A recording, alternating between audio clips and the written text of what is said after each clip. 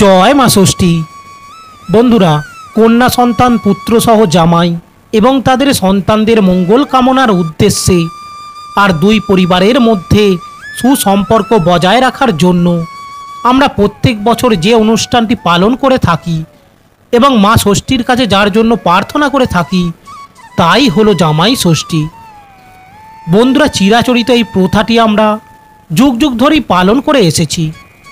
আর এই বছরে যে শাশুড়ি মা, জামাই এবং তাদের কন্যা সন্তানেরা এই দিনটির জন্য অধীর আগ্রহে অপেক্ষা করছে, এ কথা নিশ্চয়ই বলার অপেক্ষা রাখে না। বন্ধুরা, আজ এই ভিডিওটির মাধ্যমে আপনাদের সাথে আলোচনা করব যে এই বছর 2025 সালে বাংলার 1432 বঙ্গাব্দে এই জামাই ষষ্ঠী কবে পড়েছে, জামাই বরণের শুভ সময় তথা অমৃত সময় কখন পড়েছে এবং কিভাবে জামাই ষষ্ঠী পালন করতে হয় যাতে দুই পরিবারের মধ্যে সুসম্পর্ক সর্বদা বজায় থাকে এবং সন্তান সন্ততির সর্বদা কল্যাণ হয়। এছাড়াও জানাবো এই জামাই ষষ্ঠীর দিন শাশুড়িরা কোন কাজটি ভুলেও করবেন না এবং জামাইদের একটি কাজ করতে নিষেধ করা হয়েছে। এই সমস্ত বিষয়ে আপনাদের বিস্তারিত জানাবো। আশা করি বন্ধুরা ভিডিওটি আপনাকে সমৃদ্ধ করবে, তাই ভিডিওটি সম্পূর্ণ দেখার অনুরোধ রইল। আর ভিডিওটি ভালো লাগলে একটি লাইক করে যাবেন। চলুন এবার বিস্তারিতভাবে আলোচনায় প্রবেশ করা যাক। বন্ধুরা, মহা ভুরিভোজ ও অত্যন্ত আনন্দের সঙ্গে এই যে জামাই ষষ্ঠী আমরা পালন করে থাকি তা হলো মূলত মা ষষ্ঠীর ব্রত। আর মা ষষ্ঠী হলেন সন্তান দাত্রী এবং তার রক্ষাকর্ত্রী দেবী।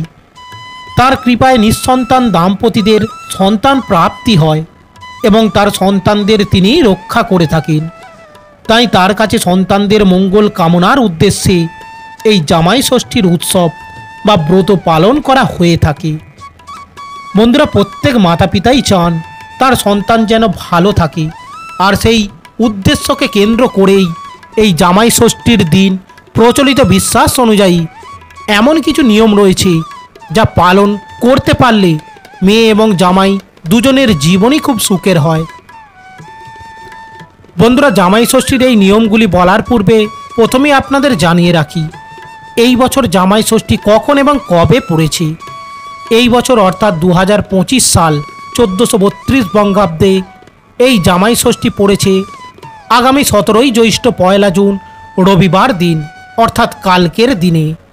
জামাই ষষ্ঠী শুরু হচ্ছে আগের দিন শনিবার রাত্রি 12:35 থেকে এবং এই জামাই ষষ্ঠী তিথি থাকছে পরের দিন 17ই জ্যৈষ্ঠ 1 জুন রবিবার রাত্রি 9 পর্যন্ত। তাই উদয় তিথি মেনে এই বছর জামাই ষষ্ঠী পালন করা হবে আগামী 17ই জ্যৈষ্ঠ 1 জুন রবিবার দিন। জামাই ষষ্ঠীর দিনে শুভ সময় যাকে বলা হয় অমৃত যোগের সময়, সেই সময় থাকছে রবিবার সকাল 6:43 থেকে সকাল 9:25 পর্যন্ত, দুপুর 12:06 থেকে দুপুর 1:45 পর্যন্ত এবং বিকেল 4:09 থেকে 5:29 পর্যন্ত সময়কাল। জামাই ষষ্ঠী যদি এই বছর সম্পন্ন করতে চান তাহলে উক্ত সময়ের মধ্যে এই বছর সম্পন্ন করা প্রয়োজন, কারণ এই সময়কে বলা হয় জামাই ষষ্ঠীতে জামাই বরণের শুভ সময় বা অমৃত সময়। এইবার আপনাদের জানাবো জামাই ষষ্ঠীর নিয়মগুলি কি কি।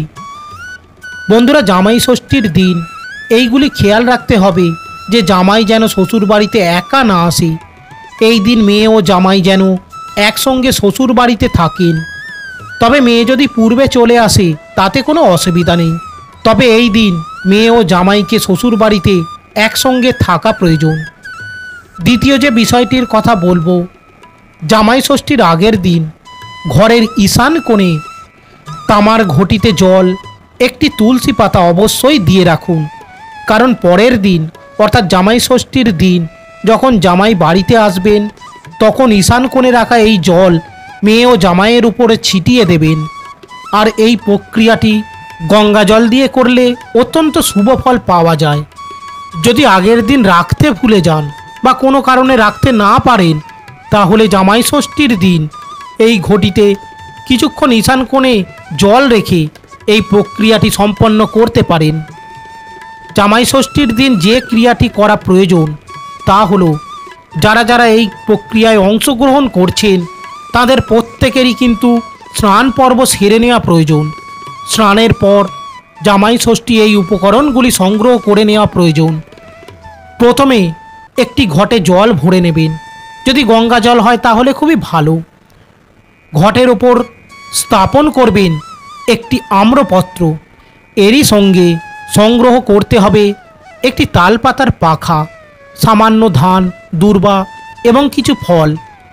এর সঙ্গে একটি থালায় রাখবেন 3, 5 অথবা 7 রকমের কাটা ফল এবং কিছু মিষ্টি।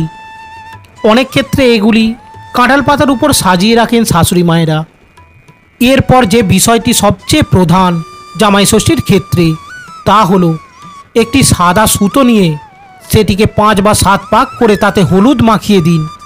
তারপর সেই সুতোতে একটি ফুল ও বেলপাতা দিয়ে গিঁট বেঁধে দিয়ে সেই সুতোটিকে ঘটের সামনে রেখে দিতে হবে এবং তারপর সমস্ত উপকরণগুলি সংগ্রহ হয়ে যাবার পর মা ষষ্ঠীর পূজা করা হয় এবং তার উদ্দেশ্যে একটি প্রদীপ ও ধূপকাঠি জ্বালানো হয়। তারপর জামাই এলে তাকে বসিয়ে সেই সাদা সুতোটি হাতে বেঁধে দিয়ে শাশুড়িমা পাখার হাওয়া দিয়ে বলেন 60 60 60 এবং তারপর ধান ও দূর্বা দিয়ে আশীর্বাদ করেন।